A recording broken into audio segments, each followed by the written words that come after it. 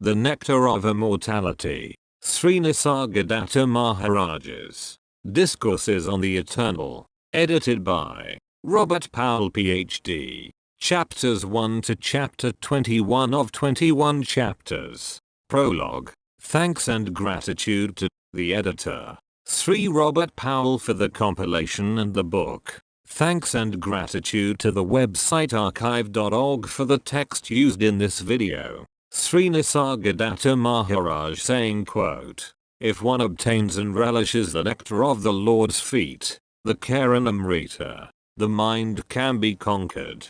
This means that the mind will no longer hold sway over us. Its mastery imposed on us from childhood will no longer oppress us. But how can such a state be attained? Only if one totally accepts the knowledge I am as oneself with full conviction and faith, and firmly believes in the dictum I am that by which I know I am. This knowledge I am is the Charanamrita. Why is it called Amrita, the nectar?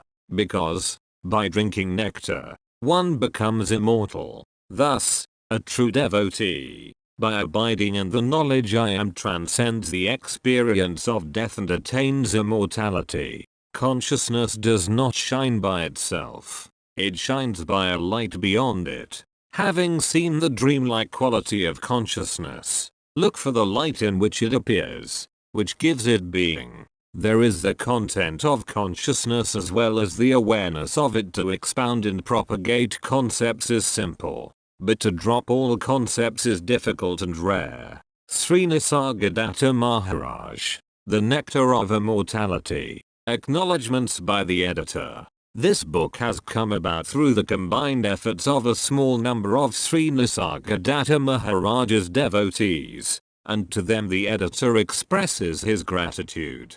My special thanks are due to Mr. Saumitra Kamalapatan, who not only was the chief interpreter during these conversations but also checked the transcripts for accuracy of the Marathi translation into English.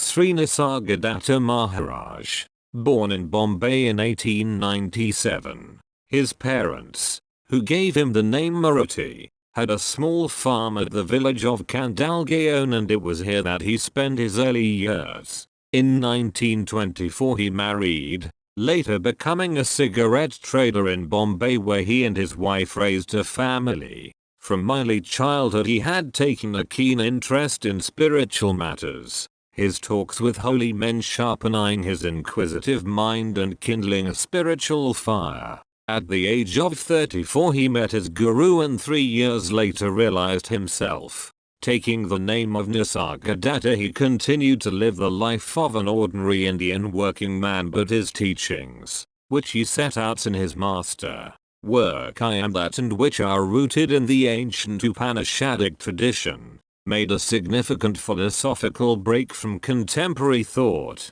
Devotees traveled from all over the world to hear Nisargadatta's unique message until his death in 1981. The Nectar of Immortality. Robert Powell, the editor. Born in Amsterdam in 1918. Mere obtaining his doctorate in chemistry, he pursued a career as a science editor and writer. At first in Britain and later in America. Robert Powell's personal exploration of spirituality began in the 1960s, and his quest for self-discovery led him to study Zen and a number of spiritual masters, including J. Krishnamurti. His own spiritual awakening coincided with his discovery of the teachings of Sri Nisargadatta. He has written a number of books on what he describes as human consciousness transformation, and lives with his wife Gina in La Jolla, California. The Nectar of Immortality. Contents. Forward. Preface. Introduction. Editor's Notes 1. Prior to conception, what was I? 2. The emergence of beingness. 3. Time is the child of a barren woman. 4. Nothing ever interferes with the 5 elemental play. 5. Beyond the Upanishads. 6. The nectar of the Lord's feet. 7. To realize the absolute, even beingness has to be transcended. 8. In the absence of body identity, where is the mind? 9. Through the touch of beingness the entire cosmos arises. 10. Wherever is food, therein dwells that 11. Even the highest is useless to the highest 12. Whatever is perceived, you are not 13. You must exist prior to witnessing for witnessing to happen 14. Subtler than space is the sense of I amness. 15. Merging of beingness within itself is the very fount of bliss. 16. Try to understand the ignorant child principle. 17. To know what one is, one must know one's beginning. 18. Your beingness is the beginning and end of the mind. 19. For a realized one, the whole functioning in the world is a budgeon. 20. Hold on to your sense of being. 21. Return to the state before birth. The Nectar of Immortality. Foreword by Sri Alan W. Anderson. Whenever new discourses arrive from an authentic sage, they become in the hands of enthusiasts one more path, way, method, discipline, truth, in short, the very latest means of self-liberation. No wonder gurus and yogas enjoy those. They come and go. What distinguishes Sri Nisargadatta Maharaj is that his way, Atma Yoga, is not offered as the best way among other ways. Rather, he recalls us to the essence of yoga itself. This requires the most absolute pause lest we try to go beyond where we have not yet begun. Just as the essence of a thing is not the manifest thing itself, for example, the essence of yoga is not its manifest practice. So, analogously, Maharaj would not have welcomed being regarded as one distinguished being among other beings. This posture shocks our ordinary thinking in our ordinary way. Still, if instead of bolting at this seeming unintelligibility, we accept his invitation to press into the heart of things with our mind, but in his non-ordinary way, we shall with time enjoy a settled disposition for Atma Yoga, the essential yoga of self-inquiry, and this he cheerfully calls us to undergo. Now the essence of yoga is to let reality be realized. Letting be is not to do or to make anything. I cannot realize what Maharaj calls me to do if I begin by generating new concepts, remembering old ones, or by manipulating myself or others. What then is left?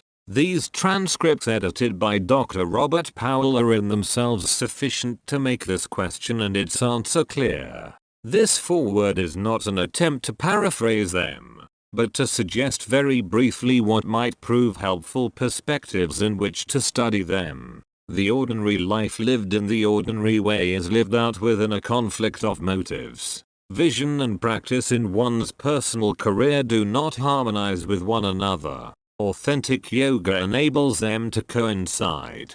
From the standpoint of vision, Maharaj offers a definition of self that is at once philosophical, profound, and spiritually exact. I am that by which I know I am. This situates the self at the source rather than at the estuary of concepts and language to realize, which brings the mind to silence and release from self-misunderstanding. From the standpoint of practice, the general province of yoga, the matter is much more refractory to language. This is because, as the sage says, you accept a concept and stop at it. Thus your spiritual progress stagnates at the conceptual level. It is precisely this that sabotages meditation, namely, grasping at a concept. Therefore the counsel, just be, do nothing. Nothing is to be done. Then all your riddles will be solved and dissolved. It is the super-relational intuition of the primordial I am that authentic meditation discovers. Finally, where is this intuition realized and held? At the borderline of beingness and non-beingness, precisely where the intellect subsides. Here, Maharaj introduces us to the field of authentic yoga and reveals his genuine spiritual warriorhood. Let us pause momentarily at this borderline, even if only conceptually. On the one hand, the sage says world is experimental, but you, the absolute, are non-experimental. On the other hand, this your experience has come as a fever. How and why this fever has come? For this there is no explanation or reason. Given his doctrine and the round, Maharaj does not leave this phenomenon quite so summarily. He cannot do so if he means to assert factually a borderline of beingness and non-beingness, which he calls the Maya-yoga. Bhagavad Gita 2:16. This borderline, the intersection between the absolute and the phenomenal, is where reality is discovered. True, in the absolute sense there is no way to know why this fever you are has come, any more than one can know why there should be something and not, rather, nothing. But it is not true relatively, since without the possibility of illusion there is no condition for enlightenment. The refusal to see the snake in the rope is the necessary condition for seeing the rope, that is, the rope as rope. This statement from Maharaj's I am that clarifies the status of the borderline and in effect affirms the snake's or Maya's role in self-awakening. How beautifully his teaching avoids the presumption of a direct assault upon reality, as though reality is an experience, and avoids also the mindless self-identification with phenomena. Letting oneself become stabilized at the borderline entails courage and perseverance. The sage declares in I am that, I do not need convictions, I live on courage. Courage is my essence, which is love of life. I am free of memories and anticipations, unconcerned with what I am and what I am not. I am not addicted to self-descriptions. Soham and Brahmasmi, I am he, I am the Supreme. These are of no use to me. I have the courage to be as nothing and to see the world as it is. Nothing. It sounds simple, but just try it. These conversations point to that luminous depth which lies beyond thought and speech, but words are required to say so. Accordingly, it is in unborn and undying gratitude that we thank Sri Nisargadatta Maharaj, Dr. Robert Powell and all those whose special knowledge and devotion have made the transmission of these last transcripts available for our continuing meditation. Alan W. Anderson, Professor Emeritus Religious Studies, Department San Diego State University, San Diego, California. The Nectar of Immortality. Preface by the editor. The message which comes through loud and clear from Sri Nisargadatta Maharaj's final teaching is, return to what you were before your so-called birth. The emergence of a particular body with which you have identified yourself so willingly and unthinkingly. Be in that eternity, which is a state of wholeness, even though your body may be broken. A state of riches, even though you may have no earthly possessions. A state of imperturbable peace and quietude, even though the world around you may go up in flames. That state before birth is even now, and ever now, because it is before time itself. Before time in the guise of becoming emerged as the tyrannical concept that rules our life and enslaves us. It is the changeless reality from which all change has sprung, space, time, the entire world of experience, and all our cherished illusions. Thus, to ponder over and take to one's heart Maharaj's wisdom is truly partaking of the nectar of the gods, because it restores us to our original pristine and blissful condition. The rediscovery of our source. The Nectar of Immortality. Introduction by the editor. What these discourses are really about is transcendence, going beyond, and Sri Nisargadatta Maharaj is a true master at the art of transcendence. Without perceiving the actual nature of this transcendence, one can never properly understand Maharaj, because all one's efforts remain a mere intellectual activity. And one of the great pitfalls in the spiritual quest is to get stuck on a particular level, all the while thinking one has attained the final goal. The process of transcendence in this case consists of two phases.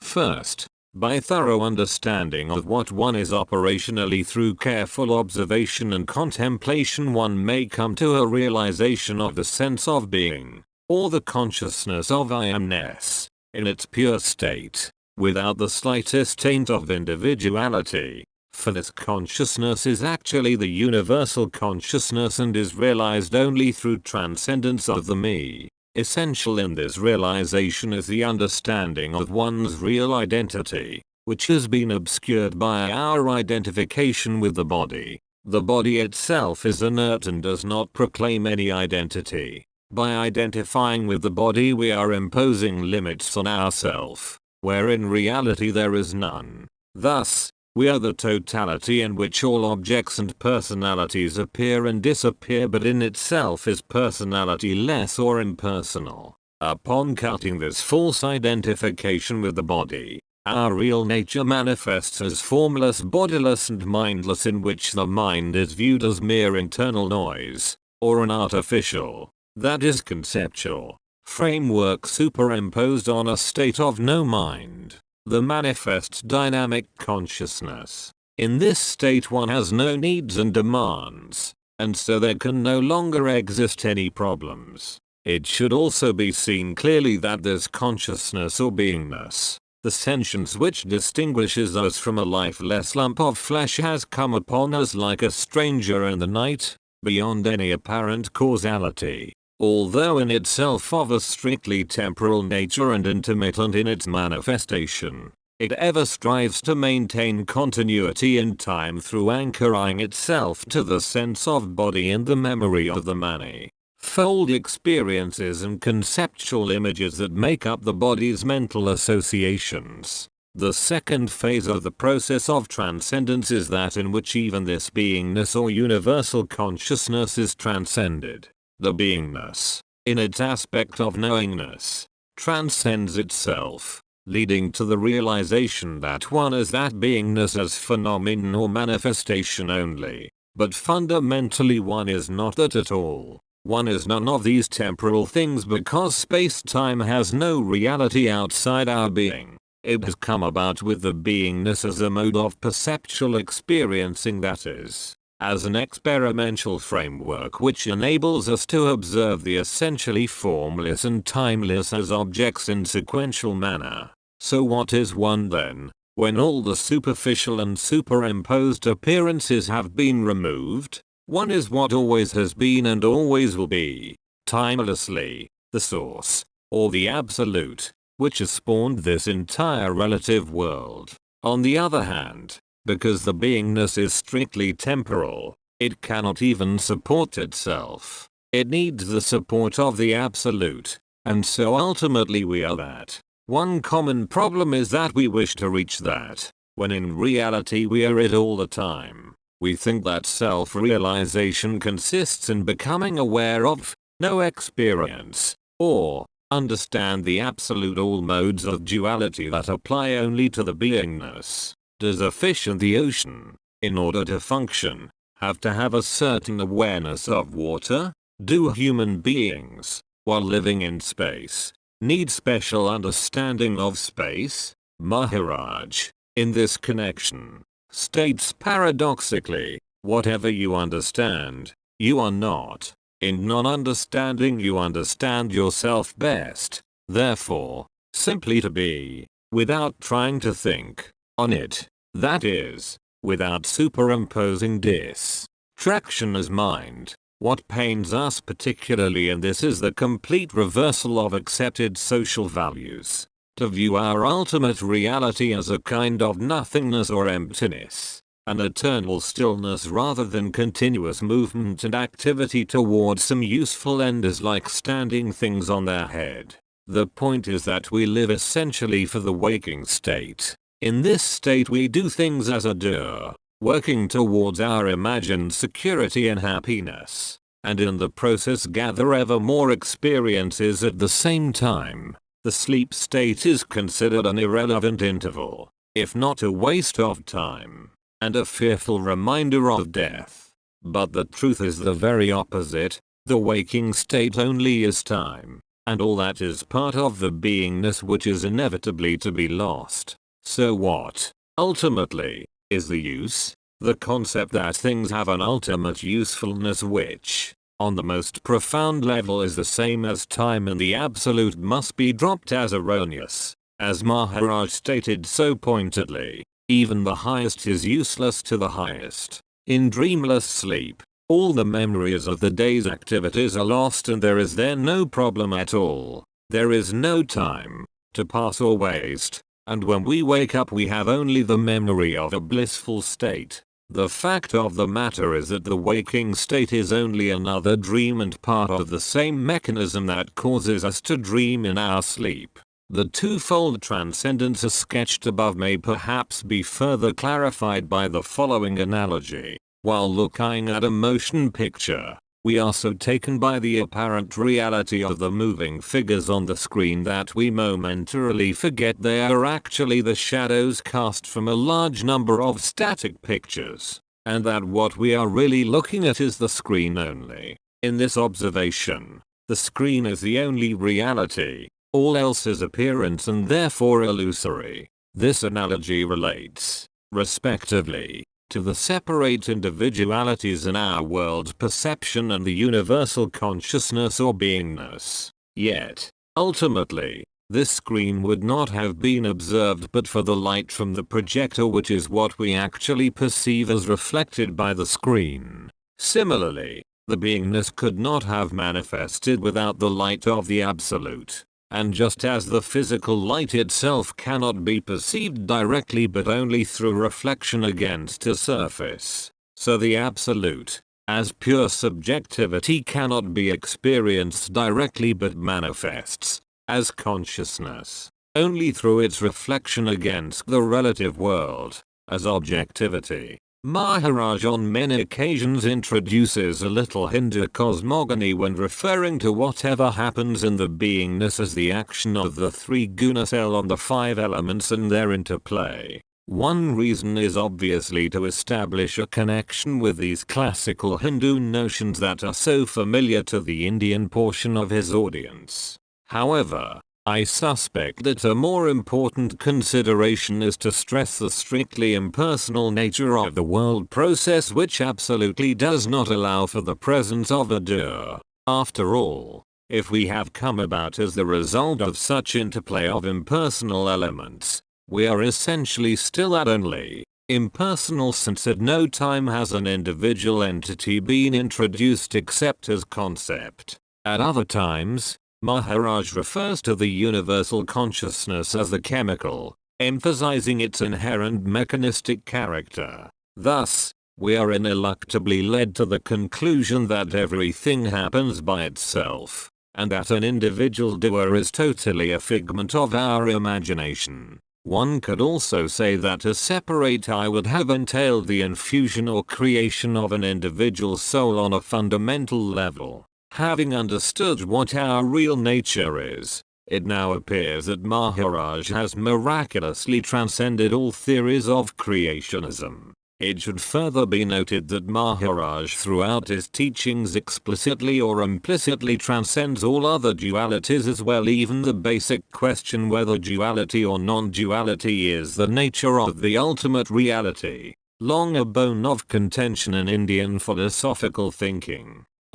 On the level of beingness or manifestation, through seeing that all divi signs are unreal and that not a thing has self-nature or an intrinsic identity, one comes to the clear conviction that the ultimate reality is non-duality or Advaita. However, even this understanding becomes invalid when transcending the beingness itself on the level of the Absolute or unmanifest. The Absolute, being attributeless or non-qualitative, cannot be said to be even non-dual. It lies beyond both duality and non-duality. Another way to approach this problem would be to ask, who poses this question about duality or non-duality? He must himself be of the nature of duality or non-duality, as the case may be, and this renders his conclusion in the matter meaningless, because, as Protagoras has phrased it so eloquently, man is the measure of all things.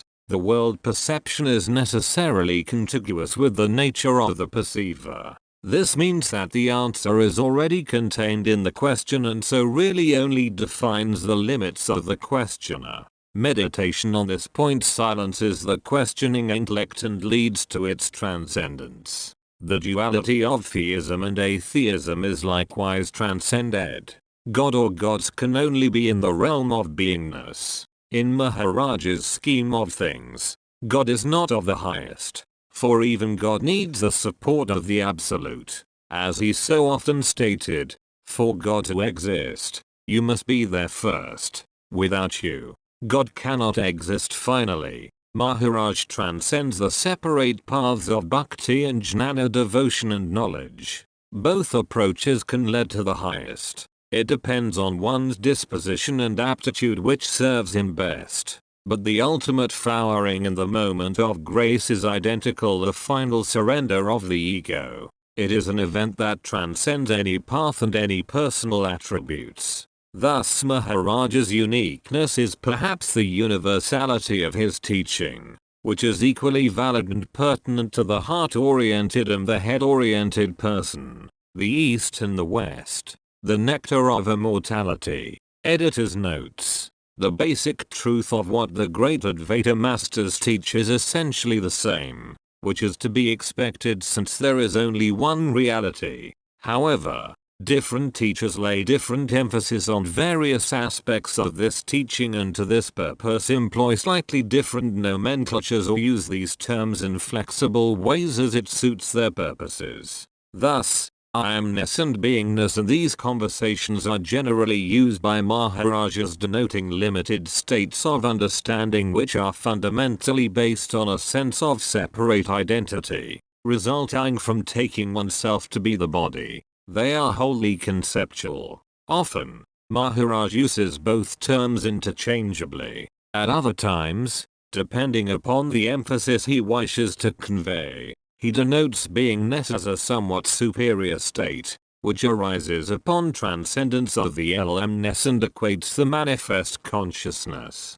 Maharaj also refers to beingness as consciousness or knowingness, and according to him it still is the product of the five elements, rooted in materiality. Thus, he states, this knowledge I am or the beingness is a cloak of illusion over the Absolute. Therefore, when Brahman is transcended, only the Parabrahman is, in which there is not even a trace of the knowledge I am. The state of beingness is clearly an incomplete, provisional state of understanding, as is also evinced from Maharaj's following words. The sages and prophets recognized the sense of being initially, then they meditated and abided in it and finally transcended it, resulting in their ultimate realization. Whereas elemness, beingness or knowingness has a somatic basis, which in turn arises from the physical elements, the Absolute lies beyond all physicality and can no longer be described.